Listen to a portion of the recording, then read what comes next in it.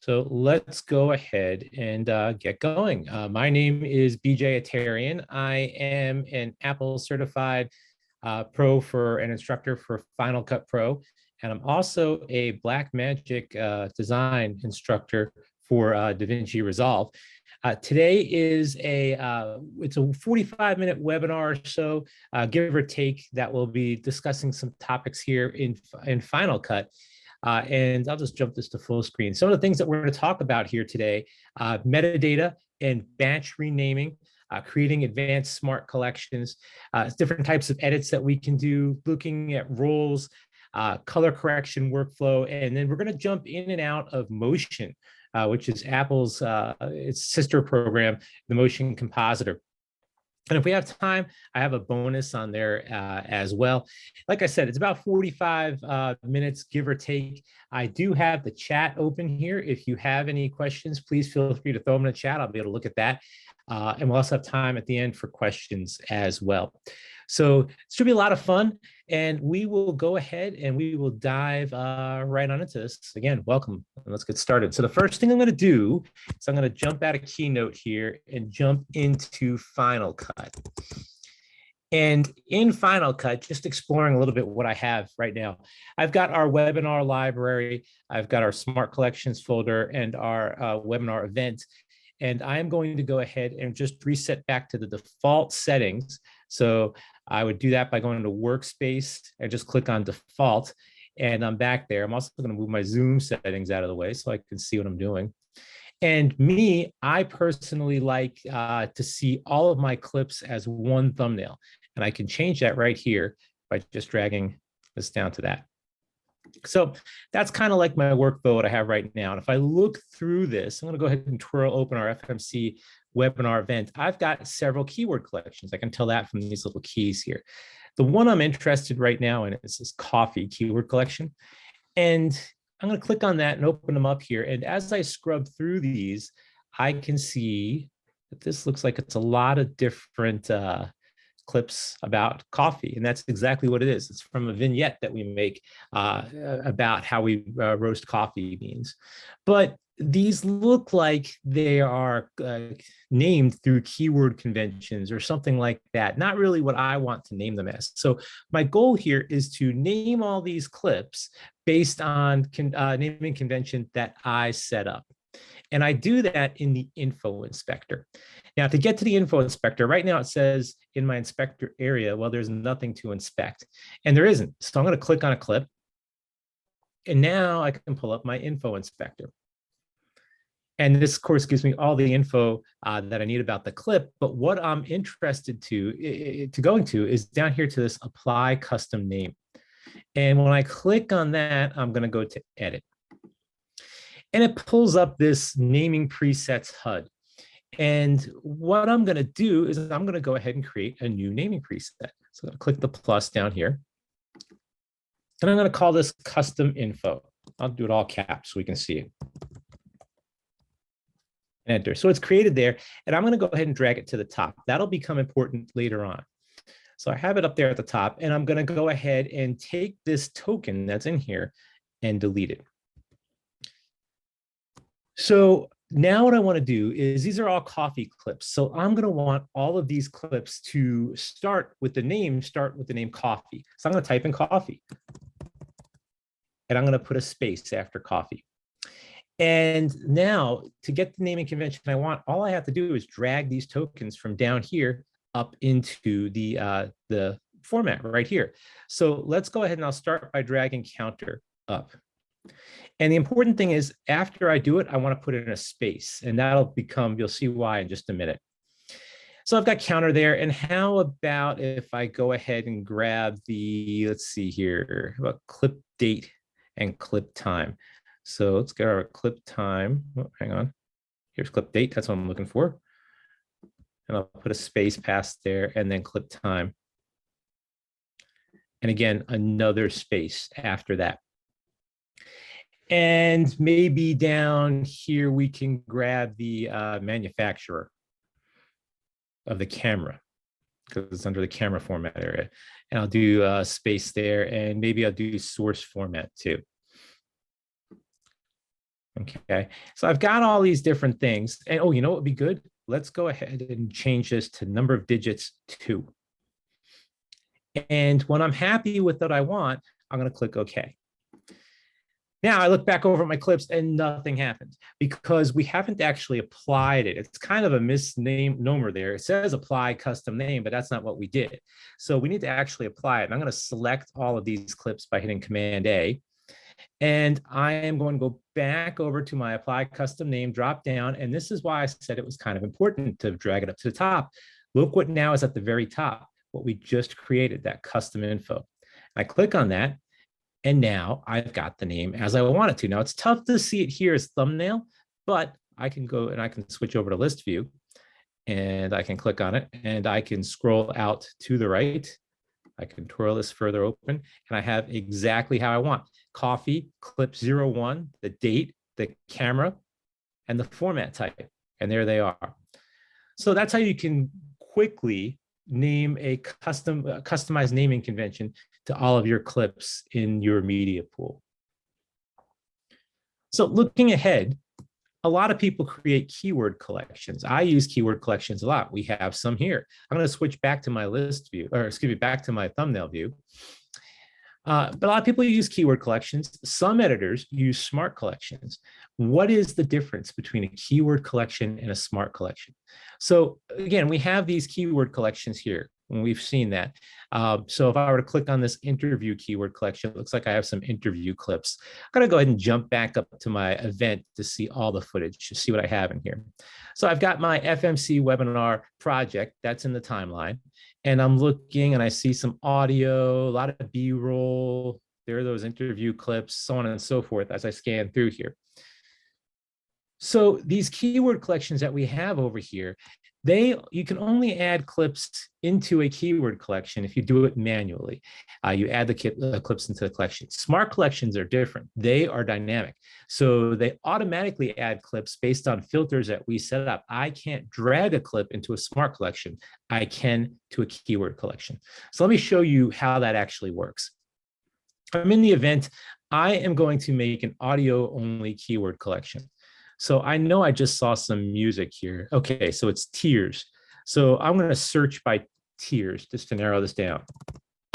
I'll take it out of caps lock now.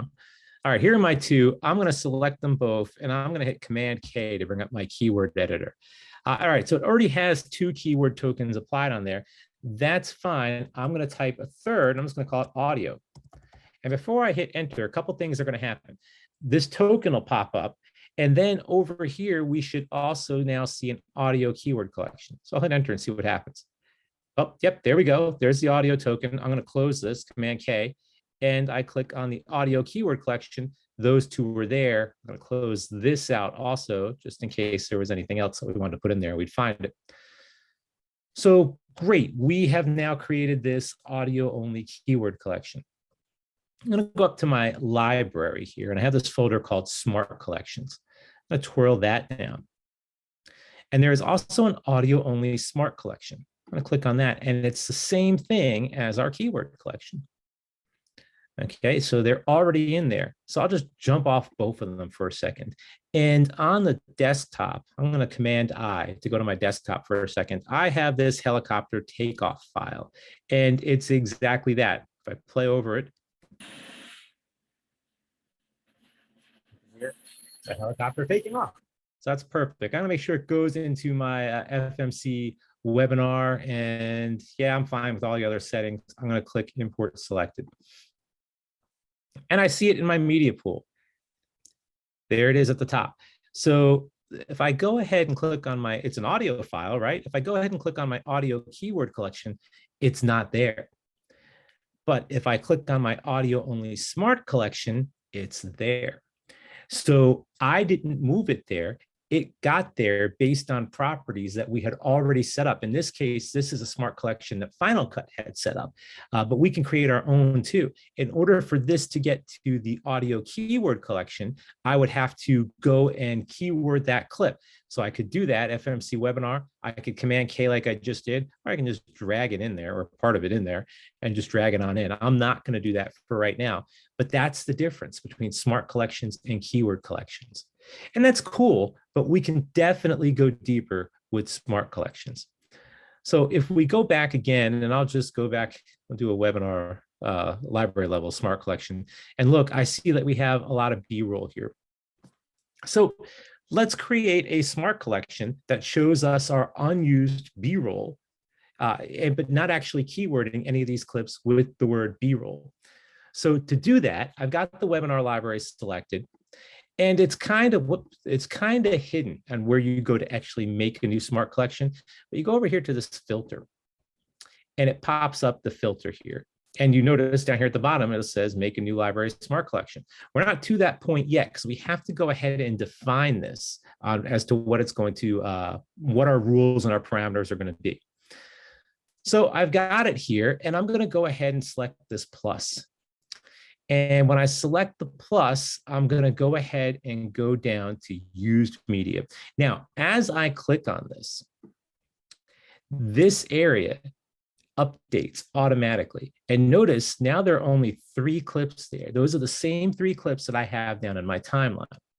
Okay, so it's automatically updating based on the guidance that we're putting into it. So, okay, fine. I'm going to change this though, because I'm unused media, right? So I'm going to switch this to unused, and notice it updates again. And then I'm just going to collect new library smart collection. And we'll call this unused B-roll.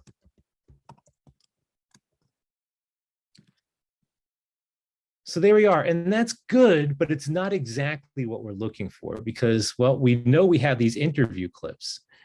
We know they were keyworded interview. So interview clips are not B-roll. So we need to go ahead and filter those interview clips out. So how do we remove it? Well, we have to go ahead and edit that smart collection. So I'm going to go ahead and double click on it, and it pops open the HUD again. And I'm going to add another rule. So we know those are all keyworded with the word interview. So let's use keywords. And I have a drop-down menu here, and I'm going to go ahead and select include all. And notice again how it's updating in real time. Okay, so what is happening right now is a bug in Final Cut.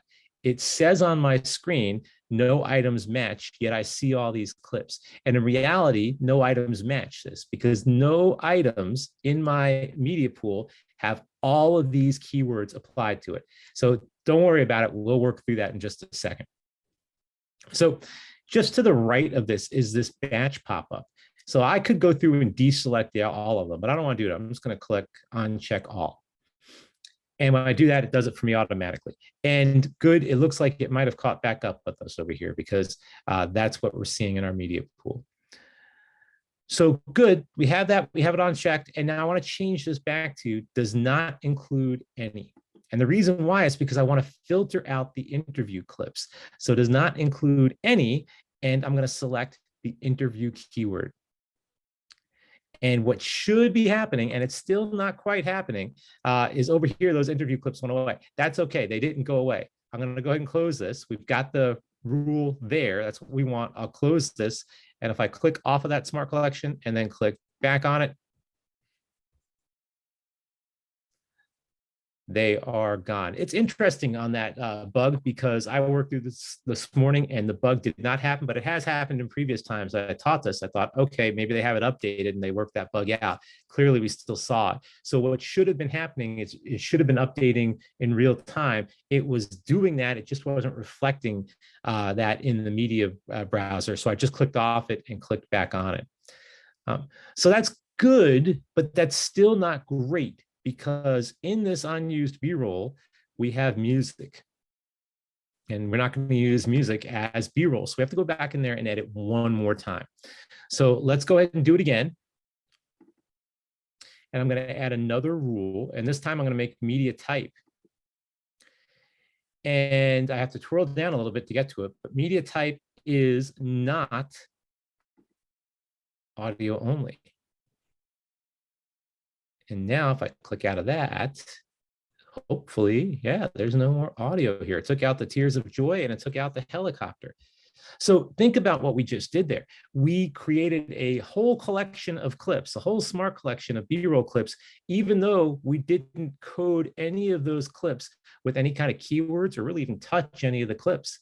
It's all based on the rules that we set up. So if I click on that again to see, we chose media, we chose keywords or only specific keywords and the media type, and that's how we got there.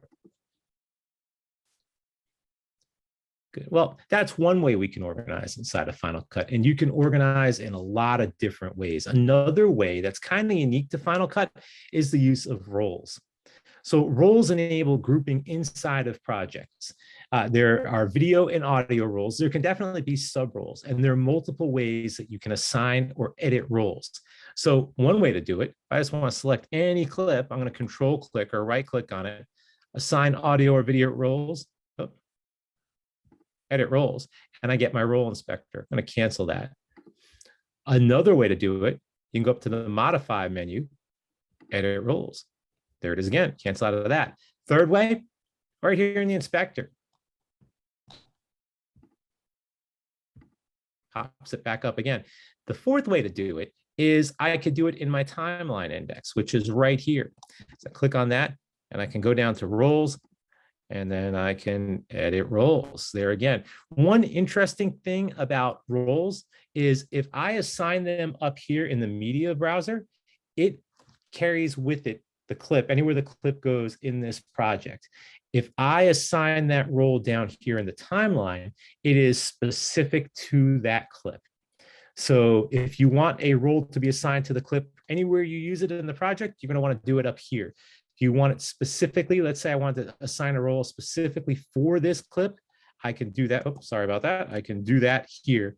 Assign audio, video roles, edit roles, same thing. So, all right, fine. I'm going to go back up here to the media pool, and I'm going to click on one, and I'm going to go up to modify, edit roles. That's going to bring up my role HUD here.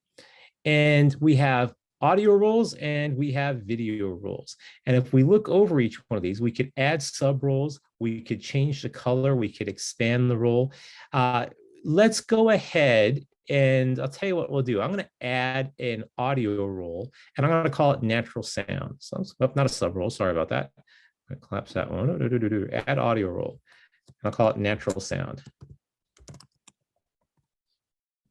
And maybe, well, that's probably a good enough color for natural. One thing Final Cut does not do a great job is the use of colors. You don't have very many to choose from. It's kind of earth tone, natural sound. I'll leave it just like that and I'll click apply. So I have this new audio role. What if I go to my audio only smart collection and I take this helicopter clip and I control click on this, assign audio roles? Well, there it is. I can click on natural sound and notice how the clip automatically updates with the color. So I can do the same thing while I'm here. I'll take these Tears of Joy clips. They are music. I'll select them both, right click, assign audio roles, and we'll just go ahead and make it music. They're not going to change color because they were already green, assign that role, but that's how we can do that there. And I can also, like I said, do this in more than one place. I can do this in the inspector as well. So we've got that taken care of. Let's go ahead and add another video role. I'm going to go ahead and click off of my audio only smart collection and go back to my webinar. And you know what? Let's go to my unused B-roll. And I'm going to select one of these clips. And over in the video roles, I already have this created. So if I wanted to create this, I can go ahead and create, edit roles, and make a sub role for the video. I'm just going to open this up, and there is our B-roll sub role, which this is applied to. If I want to make another sub role, I can do that too. Let's just, for argument, let's just create an interview sub role and click apply. And then I'll go to my interview keyword collection. I can select them all, right click, assign video roles, interview. So now all of these clips are now assigned the interview keyword, interview role as well. So again, it's another way that you can organize inside of Final Cut. Organization is key, especially as you make your projects go longer and longer. The bigger projects you go, it helps. You can look at the timeline. You can see what color certain clips are. You can group in the timeline index based on roles. That's really helpful too, because then you could apply specific effects to specific rules. So I'm going to close my timeline index, and I'm going to look more toward color now. In TV, there's a popular look. It's called the bleach bypass look. So you see it a lot in flashback scenes. It can add drama to your shot. It could also be done, used to be done through chemical process where they actually bleach the film. We don't need to do that. We can recreate that digitally here using color grading. And Final Cut has a workspace that makes it easier to do color grading. And you can go to that by going to Window, Workspaces, Color and Effects. And when you do that, a few things happen. First of all, we have this, it brings up our scopes in a 4-up display. We also have our effects already loaded. And our effects, we have video effects. Click on it, they're all. And we also have audio effects. They're grouped into categories, subcategories as well. So I'm gonna click back on my video effects. And it's a good start, but it's not my ideal workflow. I like seeing just 2 scopes. So I can go here and I can change that. I'll just do 2 scopes like that.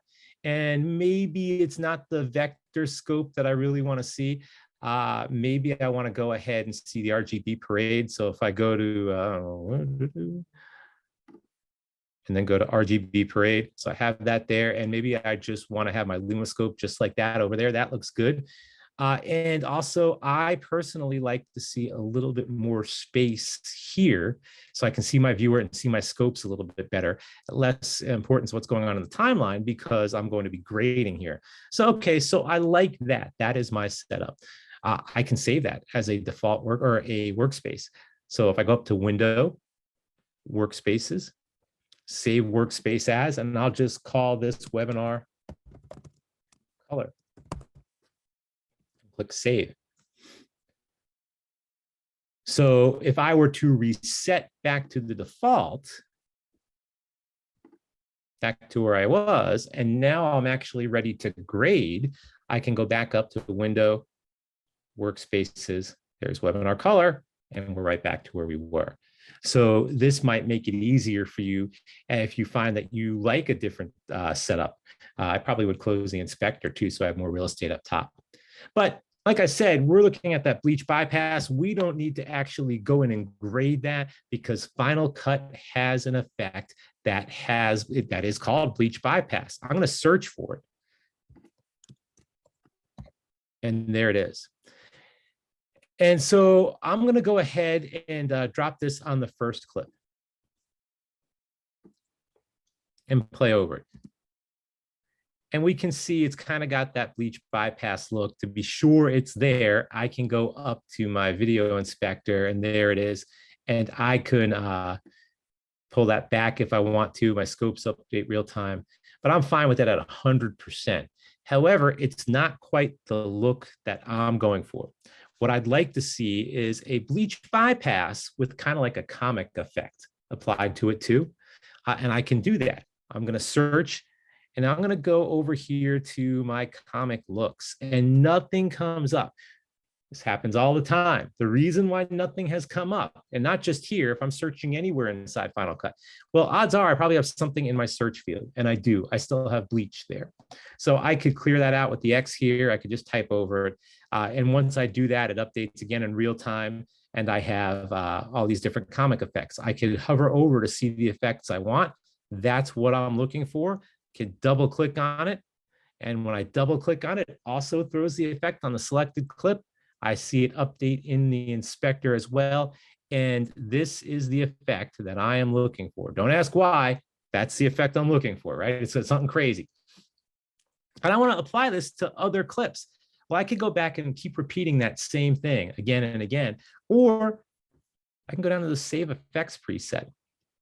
And when I do that, I have the HUD pop up, just like this. And I will call this Bleach Comic or Comic Bleach.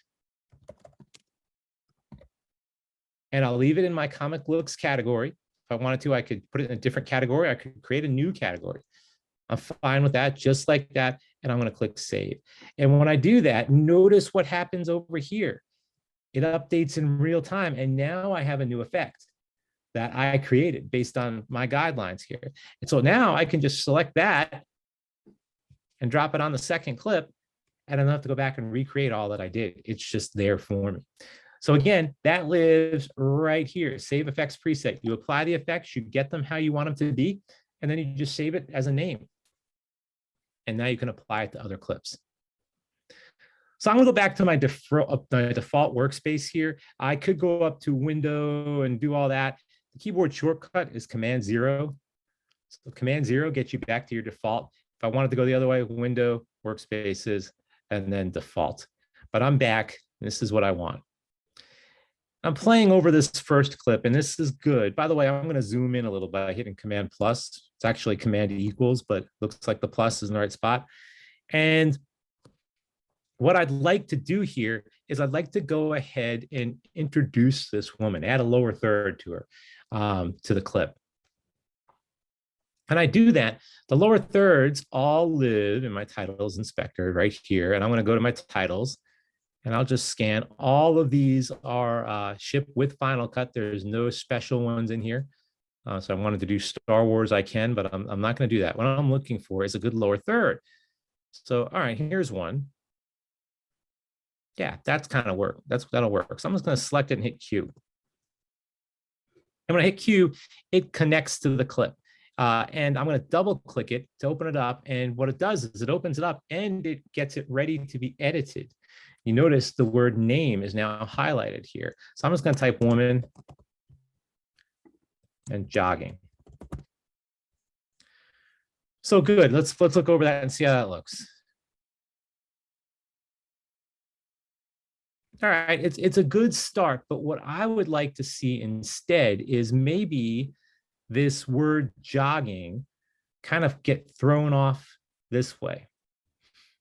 And if you notice, I can't make that happen here. I could keyframe it. That would be a lot harder than I really wanted to do. I look in my generator inspector, and there's no way to actually throw this and move it off the screen easily. So there's no real way to do it here in Final Cut, but there is a way to do it in Motion. So I'm going to go ahead and open up Motion. And the way I'm going to do it is I'm just going to right click, open a copy in Motion. Now, pretty much all of the effects, all of the titles, all the generators that ship in Final Cut were created in Motion. What is Motion? It's Apple's compositor, Motion Compositor. So if you're familiar with the Adobe workflow, this is Apple's version of After Effects. In Resolve, it's it's Apple's version of Fusion. And here's Motion. First thing any Motion instructor is going to tell you is go over to the viewer and hit Shift Z to fit it on screen. So that's what I just did to do that. And Motion's designed to be worked on in real time. I'm going to hit the space bar to play this, and I can see what's happening. What these are here are my build-in and build-out parameters. I'm not really worried about that right now. What I want to do is I want to go ahead and I'll stop that. I want to go ahead and throw this. So the way you do that in Motion is throw is a behavior. So I'm going to go up to my behavior. I'll go to basic motion. And there it is, throw. And when I click on it, well, all right, it looks like it's applied. There it is. I have this line here that says throw. I can see it here in my group in Motion. If I hit spacebar, nothing changes. Well, that's not what I want. I want it to throw. So the reason why nothing changes is in Motion, I've added the behavior, but I have to tell Motion what I want the behavior to actually do. So I want this to build in where it just did, and I'll just drag it back here. And then right when it's built in, I want this word to go up this way. So to do that, first of all, I need to go ahead and move zoom out of the way and open up this HUD. In Motion, you have a heads up display. And what this actually does is it tells you where it's going to, where I want it to move. So in this case, this is my throw. Oh, but I'm throwing the whole thing. And the reason I'm throwing the whole thing, I'm going to Command Z, Command Z again, is because I applied it to the group. I only want to apply it to description. So I'll do it again. Behavior, behaviors, basic motion, throw. It's now applied to the description, which is that word, and I'm going to throw it up. Ta-da, like so. So if I play this as it's going on, Well, that's not quite what I want either, because I said I wanted to do it from this point on. So easy enough. I come down here, I drag this in to my playhead location, and then there it goes. That's what I'm looking for. For better or worse, that's what I'm going for right here. So how do I get this back to Final Cut? Easy. File, save as. We'll call this overlap throw. And we could leave it in the build in, build out. That's fine. And we'll go ahead and create a preview movie. And I'm going to click publish. And now Motion also has a background generator. It's background inspector. It's right here, not in the same spot. But when that's done, now it is, we can go back over to Final Cut. And look what's here, overlap throw. And there it is. Isn't that cool? And we can do that with any one of these effects. And we can even publish parameters in Motion so we can edit them here in Final Cut. For example, if I wanted that throw behavior to be editable here, I can do that back over in Motion. But I'm good for this right now. So I'm gonna go ahead and select it, drop it on, I'll replace it. And now hopefully, ta-da, there we go. Pretty neat, right? So, okay, are we on time? Doing okay on time, good. And I'm looking, I don't see any questions in the chat. Feel free to throw them in there if you have any. I'm gonna look at some different types of editing. I'm gonna Shift Z to fit everything on screen down here at the bottom. We're gonna talk about 3-point editing and 2-point editing as well. So 3-point editing allows you to use start and end points either in the browser or in the timeline, and then your playhead location in the other one of those spots. So if we have our start and end points in the browser, the playhead location over the clip in the timeline would be our 3rd-point edit. The 4th edit is inferred by Final Cut automatically. And we do a lot of 3-point editing. We might not call it that necessarily, but that's kind of what we're doing. And you can do that in Final Cut just using the insert, connect, or overwrite edits. So the key, these right here. So there's your connect, insert, overwrite down here at the end. Append is always going to throw it at the end, so we know that. But any of these other 3, we can do 3-point editing with. Can also perform back-timed edits where the end point is what lines up and we work our way backwards. I'll show you how we do that in just a second too. So I'm going to leave our titles inspector and go back to our library, and I'm going to go back to the FMC webinar so I see everything. I'm going to show you these. Obviously, we're not going for any continuity here in the timeline. We're just showing how to use this stuff. So let's look at that and see how we would do it. So first way we can do it is by doing it in the browser. So let's say I wanted to edit this airline clip or this helicopter pilot clip into the timeline right at the playhead. But I only wanted to go from, say, right here where my playhead is, or my skimmer is. I'm gonna hit I for in point, and I wanna hit O for out point. So I only wanna edit those 2 things. So I've got edit point 1, edit point 2. Edit point 3 is where the playhead or skimmer is here in the timeline.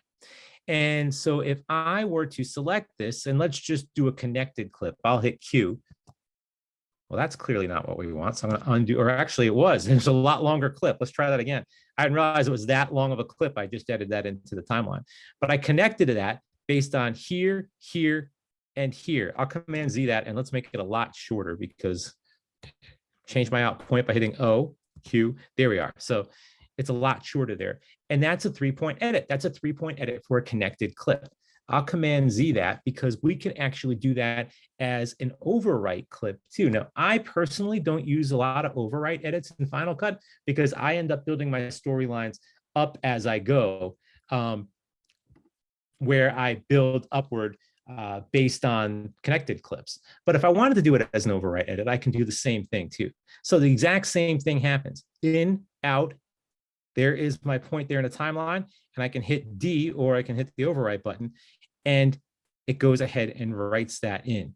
I'm going to Command Z that one more time because there's a difference between the overwrite edit and the insert edit. Notice when I did my overwrite, I'll do it again.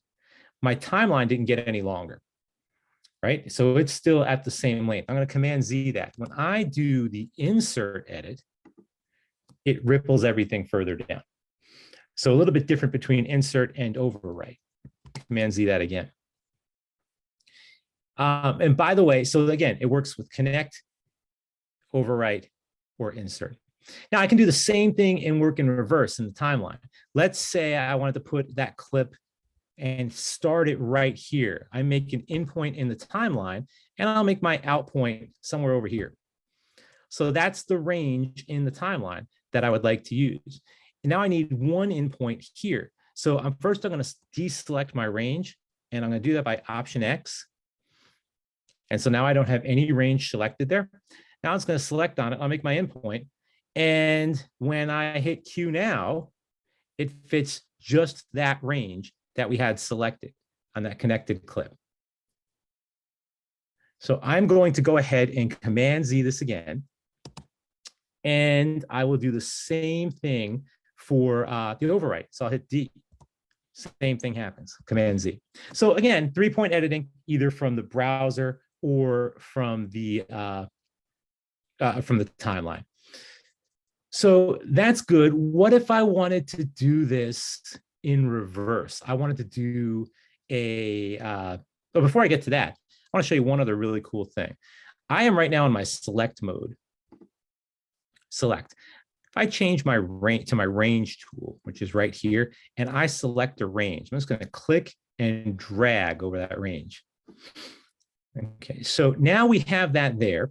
And let's say that is the range I want to fill. Now, this is what's really cool about the range tool. I can do that up here again, making an endpoint, let's say in this clip, and hit Q. There it is. That's great. But what the range tool is so cool with, it's going to fit to that range. I'll Command Z that. Let's say I go back over to my titles inspector and I want to do my overlap throw title. And I want it to be, instead of that little 5-second range, the entire range of that area. I hit Q. Look at that. Now that's cool too, because you can set the range based on, set the length of the clip based on the range you select. So I'll Command Z that. That's a little cool thing about the range tool. I'm going to go ahead and go back to my select tool. And then the last thing that we want to do with the 3-point edits is go ahead and do it back time. So let me just see here. Okay, here we are. So we can back time it where we want, and I'll go back to my library. I want my in point and my out. Let's make my out point first. I want this portion of this clip to line up with my playhead right here.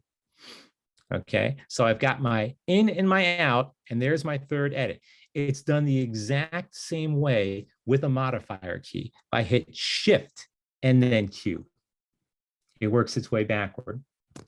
I'll Command Z that. Shift and D, working its way backward. So that's kind of neat. That's how you would do that back timed edit. And so again, the modifier on that is Shift. So that's 3-point edit. There is a 2-point edit, and this is a little bit of a bonus here. Okay, so what if I wanted to make an edit without any selections in either the browser or the timeline? It's called a 2-point edit. So in order for this to work, you can't have anything selected in the browser or in the timeline. Well, if I'm going to use this interview clip or this B-roll clip right here, I've got something selected. So I'm going to Option X that. Nothing selected there, nothing selected there. Okay, so as long as nothing is selected and I hit D, there we are. I got the in point, and the out point is determined based on the length of the clip in the browser. So that's a 2-point edit. Command Z that. I'm seeing Josqueline. Let's see.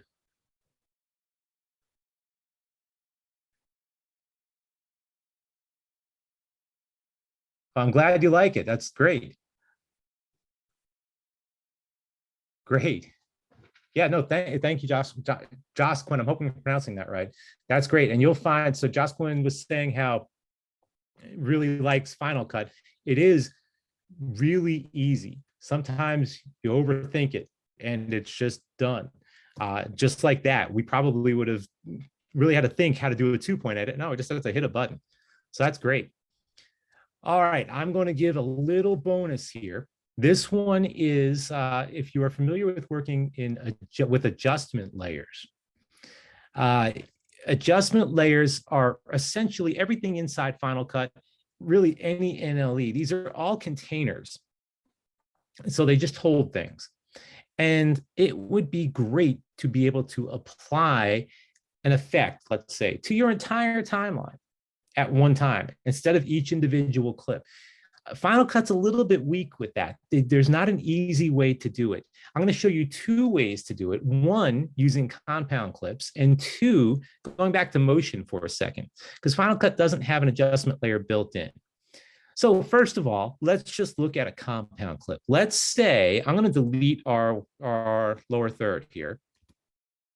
But let's say I wanted to apply something to this entire timeline at one time. I would make what is called a compound clip. To do that, Command A to select all the clips, right click, new compound clip. And I'll just call this webinar compound clip. Perfect. And when I click OK, notice what happens. Now I only have 1 clip in the timeline. Now those clips are still there independently, and I access them by double clicking the compound clip. Now I'm in my compound clip timeline. I'm gonna go back right here. But in the main timeline, it's all one thing. So let's say I wanted to apply a color effect to this. I'll just go up to my inspector, and maybe I want to push it away from blue. And now that is applied over the entire thing, everything in the timeline. I'm going to Command Z that. If I couldn't do it that way, let's say I didn't make a compound clip. Let me just see one thing here. Okay. So let's say I didn't make a compound clip. I'm going to break apart this compound clip by clip, and then where's break apart clip items. So now I'm back to where I was. I would have to apply that color grade to each individual item in the timeline, or apply it to one, copy and paste it to all the other ones. But we didn't do that. We just made one compound clip and applied it to everything. Maybe compound clips isn't your thing and you don't want to work that way. There's another way to do it, and that is back in motion. So I'm going to jump back over to motion again real quick. And I'm going to Command N for a new project in motion. Let's close this HUD out. We don't need that. And I'm going to make a Final Cut Pro title. And again, not really worrying about what I'm doing. Everything is a container. There's nothing in this container other than this text. So I need to get rid of this text. I'm just going to click on it and I'll delete it. And that's it. That's all I need to do in motion. I need to get this back over to Final Cut. So File, Save As, and I'll call this adjustment, called adjustment layer. But this time I'll make its own category, new category. And I'll call this adjustments. Create, I'll save a preview movie, but it's not going to be anything there. Publish, wait for the background task to complete. And if you're coming from another NLE, say Premiere or Resolve or something like that, this might seem more familiar. I'm going to jump back over to Final Cut. And now I'm going to go up to my generators. And now I have this new category called adjustments. I'll click on that. Here's my adjustment layer. Now remember, I could click Q and apply it just to that little area. I'm going to Command Z that. Remember that range tool that we just used. I'm going to click R to get to my range tool. If I don't want to do that, I can go drop down range selection, and I'm going to select it all. And now I hit Q to connect it. Fits the entire length. Now, great. What actually happened? Nothing, other than I have this adjustment layer on top of it. Okay, and the reason why nothing happened is because, remember, it's just an empty container. But now if I select the adjustment layer, and I will go back to my selection tool by hitting A, I select the adjustment layer and I do the exact same thing. I push this down. Or let's do something crazy. I'll go over here and Comic Ink, and I'll apply that to the adjustment layer. And now I've got this, I'll close the effects. Now I've got it applied to the adjustment layer. It's actually applying it to the whole clip underneath it in one time, at one time. So I don't have to apply all those different things at multiple times. So a little bit of bonus there. Before we, are there any questions? So this webinar is me talking the entire time. It's not really doing, it's just showing, oh yeah, that's neat, that's neat, that's neat. We have classes at FMC. Let's see here. I have their webpage up. I typed in, I went to courses, Final Cut Pro, and there are all of these different classes that they have. This is the webinar that we're just in now. These other classes are interactive. It's us doing. So you have all the same media I have. We work through it step by step by step, much slower than we're doing now. And we all work on it together. So if you like what you saw and you want to take it to the next step, maybe Joaquin, maybe that's something that you'd want to do at the TV station to really get an in-depth grip on Final Cut. Take a look at these classes. I teach most of them. And we have a lot of fun in the class. It is a lot of fun. It's an all-day class, and you think, oh my goodness, it's all day. Yeah, but you're learning all this stuff and you're doing it, and you're actually having that action item on your end. So you're successful in doing it. So give it some thought. If there are no other questions, that's all I have for you. Thank you for coming. I do appreciate it.